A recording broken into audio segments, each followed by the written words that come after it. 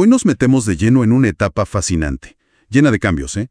La segunda infancia, más o menos entre los 6 y los 12 años. Sí, una etapa clave. Vamos a analizar juntos cómo se desarrolla lo social y lo emocional en estos años, apoyándonos en un texto importante de psicología evolutiva.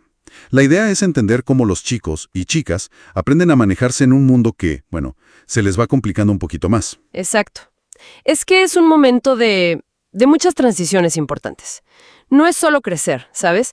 Su cabeza también cambia un montón. Claro. Empiezan a poder integrar más información, a entender mejor lo que otros piensan o sienten, eso que llamamos teoría de la mente. Ajá. Y todo eso, pues, abre la puerta a sentir emociones de forma más profunda y a tener relaciones con amigos, con compañeros, mucho más sofisticadas, digamos. Como decía Erikson, es la etapa de laboriosidad frente a inferioridad. Ah, sí. Buscan sentirse capaces, dominar cosas que se valoran, y ahí, bueno, los amigos se vuelven súper importantes. Arranquemos por las emociones, que acá hay un cambio, interesantísimo. Pasan de lo básico, ¿no? Estoy contento, estoy triste, Sí, lo más directo. a ser como pequeños detectives de las emociones. Un avance clave, que pasa por ahí de los 6 años, es entender que lo que sentimos depende de lo que creemos, no siempre de lo que es. Totalmente. El ejemplo clásico, ¿te acordás? El de la botella de refresco. Un chico más grande entiende que el personaje se va a poner contento si ve su bebida favorita, aunque crea equivocadamente que está llena. Claro, aunque que nosotros sepamos que está vacía. Exacto. Pero uno de 4 años se fija en la realidad. La botella está vacía, así que va a estar triste. Todavía no capta el peso de la creencia. Es que eso, como decías, está súper ligado a la teoría de la mente. A esa capacidad de darte cuenta de que los demás tienen sus propias ideas, sus intenciones, que pueden ser distintas a las tuyas o a la realidad misma. Entiendo. Entender esa conexión creencia-emoción es vital. Y pegado a esto viene otra cosa increíble. Diferenciar la emoción real, la que sienten por dentro, de la que muestran. Sí. Lo de la cara de póker social. Ya con 4 o 5 años, quizás ponen una sonrisa medio falsa si les dan un regalo que no les gusta. Ajá, como por cumplir. Pero es más tarde, entre los 6 y los 10, que entienden de verdad que pueden ocultar lo que sienten. Que lo que expresan no tiene por qué ser lo que viven. Se vuelven más estratégicos, ¿no? Exacto. Hay estudios muy buenos sobre eso. Niños que, no sé, si una máquina de dulces no funciona, exageran el berrinche si hay un adulto mirando. Claro, para ver si consiguen algo. Pero si están solos, quizás se encogen de hombros y ya. Saben cómo manejar la expresión. ¡Qué interesante! Y esa capacidad de manejar, digamos, conscientemente cómo te mostrás emocionalmente, es un paso gigante. Ujú. Hacia la privacidad, por un lado, y hacia moverse mejor socialmente. Claro. Implica manejar 2 cosas a la vez, lo que yo siento y lo que quiero que el otro vea. Y ahí, claro, influyen las normas sociales, lo que se espera. Y las diferencias de género que mencionabas. También, se ve, por ejemplo, que las niñas tienden más a ocultar el enojo, quizá por una expectativa social, y los niños más el miedo o la tristeza, para mantener esa imagen de fortaleza, digamos. Y la complejidad sigue. Porque más adelante, ya cerca de los 10, 12 años, empiezan a entender la ambivalencia emocional. Sí. Eso de poder sentir 2 cosas contrarias, al mismo tiempo. Exacto. Como estar feliz por ganar algo, pero a la vez triste por un amigo que perdió. Algo que nos pasa todo el tiempo a los adultos, ¿no? Totalmente. Pero llegar a entender eso es un proceso. Los más chiquitos piensan, una situación, una emoción. Punto. Simple. Luego, aceptan que pueden sentir cosas distintas, pero una después de la otra. Y ya más grandes, cerca de los 10, entienden que pueden coexistir. Felicidad y nervios antes de un examen, por ejemplo. Claro. Y eso refleja cómo su cabeza puede integrar cosas que parecen opuestas. Además, ya no es solo la reacción inmediata. Sus experiencias, su forma de ser, lo que aprendieron en casa o en su cultura sobre qué significan las emociones, todo eso empieza a pesar mucho más. Ok, entonces entienden mejor las emociones. Pero, ¿y manejarlas? Sobre todo las que no nos gustan, ¿no? La rabia, la frustración. ¿Qué hacen para sentirse mejor? Pues ahí también se ve una evolución súper clara. Los más chicos, antes de los 6, usan más la acción. Se distraen yendo a jugar a otra cosa, buscan un abrazo.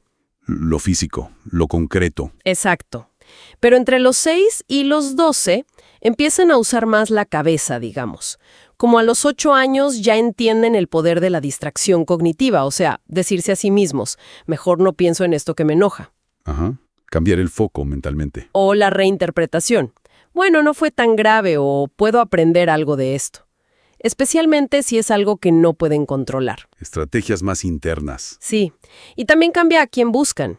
Si antes era mamá o papá el refugio principal, Ahora son los amigos. claro, entre los 8 y 10 años se orientan mucho más a los amigos para buscar apoyo.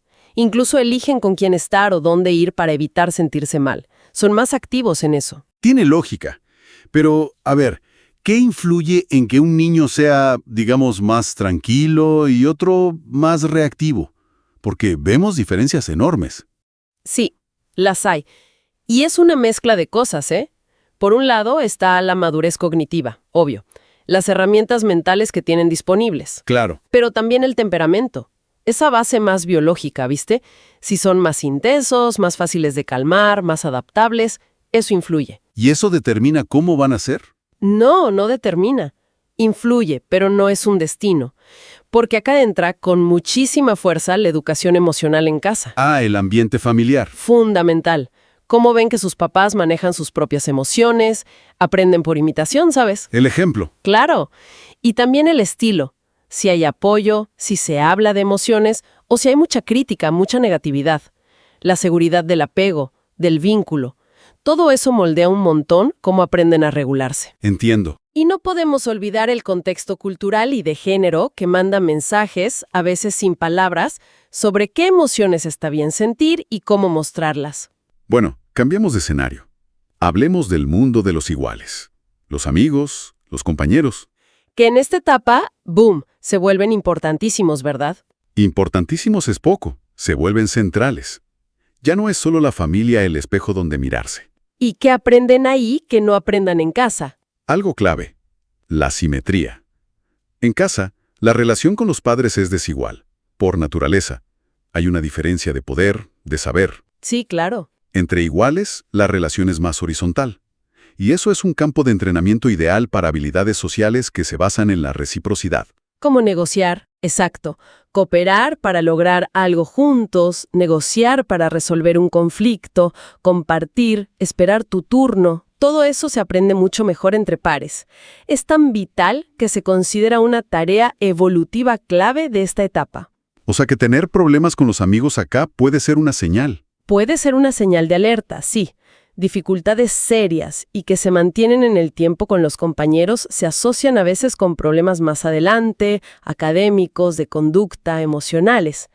Incluso, fíjate, tener buenas relaciones con amigos puede ayudar a compensar si las cosas en casa no van tan bien. ¡Qué potente! ¿Y cómo cambian las interacciones? ¿Qué se nota distinto a cuando eran más chicos? Bueno, para empezar, pasan mucho más tiempo juntos. Y en más lugares. La escuela, las actividades extraescolares, el parque y ahora online también. Claro. El juego cambia. El rey es el juego de reglas, deportes, juegos de mesa. Con normas claras. Sí, pero lo interesante es que aprenden que esas reglas no son palabra sagrada. Son acuerdos y que se pueden discutir y cambiar si el grupo está de acuerdo. Eso sobre todo después de los 8 años. Ah, mira. Aprenden a negociar las reglas. Exacto. La agresión también se transforma. Menos empujones, quizá, y más agresión verbal. Insultos, burlas, chismes. ¿Que puede doler igual o más? Sin duda. Y requiere entender mejor qué le puede afectar al otro. También diferencian si agreden para conseguir algo, como un juguete, que sería instrumental, o si lo hacen solo por hacer daño, que es hostil. Entiendo. Pero no todo es negativo, ¿eh? También son más prosociales, ayudan más, comparten más, aunque a veces de formas más sutiles. ¡Qué bueno! Y lamentablemente es la edad donde puede aparecer con fuerza el bullying. Ese maltrato que es repetido, intencionado, de uno o varios contra una víctima que lo pasa mal y le cuesta defenderse. Y con todo este mundo social tan movido, aparece la preocupación por encajar, por ser aceptado. Ahí entra un concepto que usamos mucho en psicología, el estatus sociométrico. Suena un poco técnico, pero ¿qué es básicamente? Es una forma de medir cómo ven los compañeros a un niño en particular.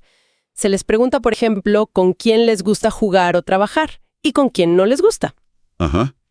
Y cruzando esas elecciones y rechazos, salen como perfiles. Los más conocidos son los populares, que son muy elegidos y poco rechazados. Los que caen bien a casi todos. Eso. Luego están los rechazados, que es al revés. Pocos los eligen, muchos los rechazan. Están los ignorados, que casi nadie los nombra, ni para bien ni para mal. Pasan desapercibidos.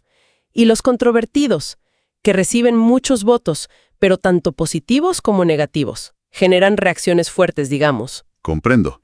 ¿Y cuál es el grupo que más preocupa? Sin duda el de los rechazados, porque esa situación tiende a ser bastante estable en el tiempo y se asocia con más dificultades a futuro. ¿Y por qué rechazan a un niño? ¿Es siempre porque es peleador o molesta? La agresividad es una causa común, sí. Es el subtipo que llamamos rechazo agresivo.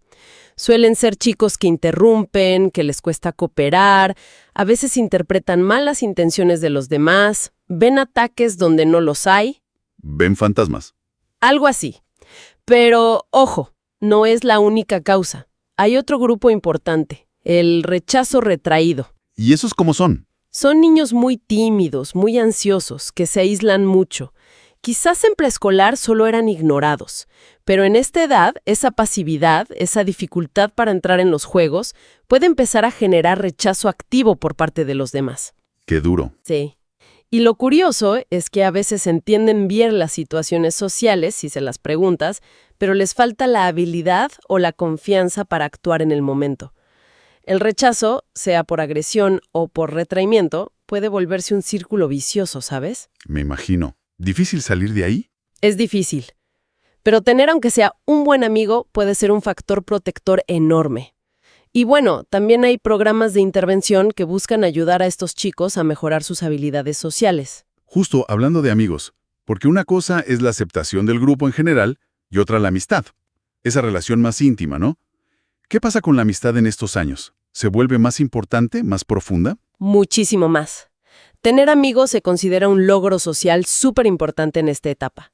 Y hay como una relación de ida y vuelta entre ser socialmente competente y tener amigos. ¿Cómo es eso? Bueno, los chicos que se manejan mejor socialmente suelen tener más amigos y de mejor calidad. Y a su vez, tener buenos amigos te ayuda a practicar y mejorar esas habilidades. Es un círculo virtuoso. Interesante. ¿Incluso los niños rechazados pueden tener amigos? Sí, pueden tener amigos. Quizás no tantos, o la calidad de esa amistad puede ser diferente. Por ejemplo, niños agresivos a veces son amigos de otros niños agresivos, y esas amistades pueden ser un poco más conflictivas o inestables. Los niños retraídos pueden tener amigos, pero quizás sus amistades son menos íntimas, menos de compartir cosas profundas.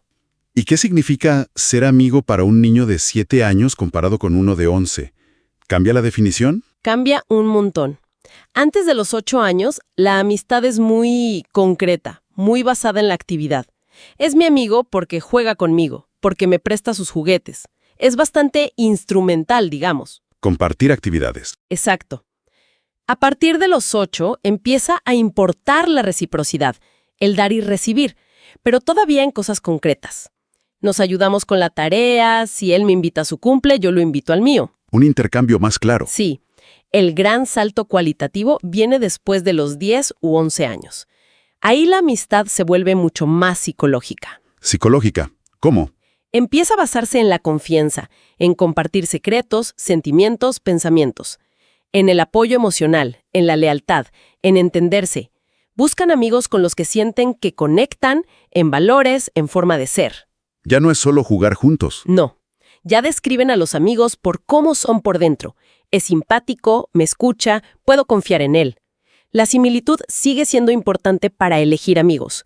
Buscan gente parecida en edad, género, intereses, pero también en rasgos de personalidad o incluso en cómo les va en la escuela. Entiendo. Y la forma de interactuar con un amigo es distinta que con un compañero cualquiera. Hay más onda positiva, más apoyo, y si hay un conflicto, intentan arreglarlo de una forma que no rompa la amistad. Cuidan la relación. Exacto. Aunque, bueno, tampoco hay que idealizar. Si los amigos tienen conductas problemáticas, como ser muy disruptivos o desafiantes, pueden reforzarse esas conductas entre ellos. La influencia puede ser para bien o para mal. Todo este mundo social que cambia tanto, ¿cómo impacta en cómo se ven a sí mismos, en su autoconcepto? Va totalmente de la mano, sí. Entre los 5 y los 8 años empiezan a verse de forma más diferenciada. Ya no es soy bueno o soy malo en general. Es soy bueno para el fútbol, pero más o menos para dibujar. ¿Empiezan a distinguir áreas? Exacto. Pero todavía tienden a ser súper positivos, a veces poco realistas. Y se comparan mucho consigo mismos en el pasado. Ahora dibujo mejor que antes. Corro más rápido. Una mirada más interna, digamos. Sí, pero eso cambia bastante entre los 8 y los 12 años. Ahí se vuelven más críticos. Se vuelven más complejos y más realistas. Pueden conectar distintas habilidades. Soy bueno defendiendo, pero no tan bueno metiendo goles. Y arman como categorías más generales. Soy buen deportista. Aparece una valoración más global de sí mismos, lo que llamamos autoestima. Ok. Pero, y esto es clave, se vuelven más realistas. Y a veces, sí, menos positivos. ¿Por qué? Fundamentalmente por la comparación social. Empiezan a mirar más a los demás. Muchísimo. Ya no se comparan solo con cómo eran antes, sino con cómo son sus compañeros. Soy tan bueno en matemáticas como Juanito. Y son mucho más sensibles a lo que piensan los demás de ellos, los papás, los maestros, los amigos. Las opiniones externas pesan más. Pesan más y también las normas sociales sobre qué significa ser bueno en algo. Y empiezan a definirse más por características internas, psicológicas. Soy tímido, soy responsable, soy divertido.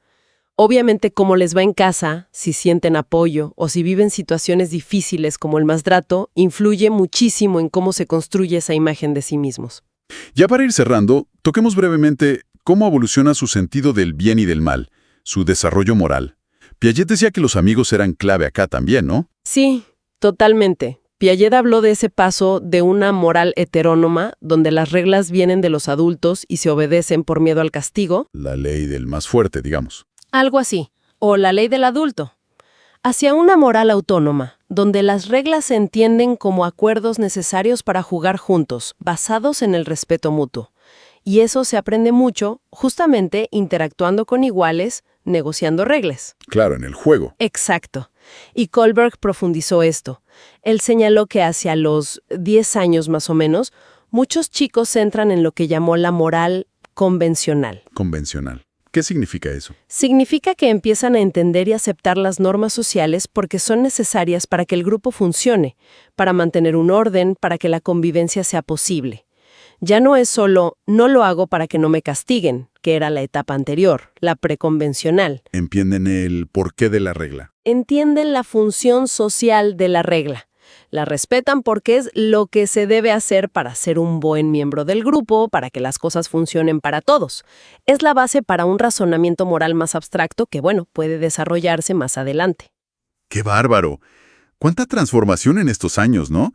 Desde cómo entienden y manejan sus emociones, cómo navegan ese mundo complejo de los compañeros, cómo construyen amistades más profundas, una imagen de sí mismos más ajustada, y hasta cómo entienden las normas. Se sientan muchísimas bases acá. Muchísimas. Es una etapa fundacional, sin duda. Y si tuviéramos que buscar un hilo conductor en todo esto que hablamos, quizás sea esa capacidad creciente para ponerse en el lugar del otro. La empatía, la toma de perspectiva. Exacto. Esa habilidad está detrás de casi todo. De entender las creencias del otro para saber cómo se va a sentir, de poder negociar con un amigo sin pelearse, de sentir empatía, de compararte con los demás para ver cómo sos, e incluso de entender por qué las normas son importantes para el grupo. Es como la llave maestra, ¿no? Podría ser, sí. Y quizá una buena reflexión para dejarnos pensando es, ahora que sabemos lo central que es esa capacidad para ver las cosas desde la perspectiva ajena, ¿cómo podemos nosotros, los adultos, padres, educadores, ayudar a los chicos a desarrollar y a usar bien esa habilidad durante estos años tan intensos y tan importantes?